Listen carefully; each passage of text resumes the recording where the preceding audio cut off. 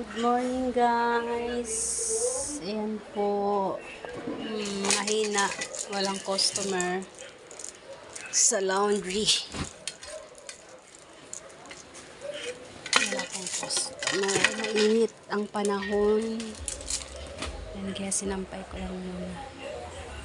Ito ang aking mga kabady. Na-miss ko sila ng 5 buwan. At lalo na po itong aking bulinggit. May sakit po siya.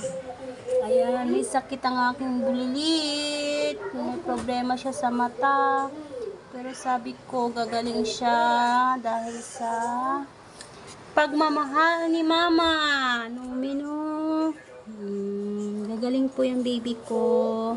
Pag-pray niyo po siya. Ayan, yung baby ni Mama. Hello po.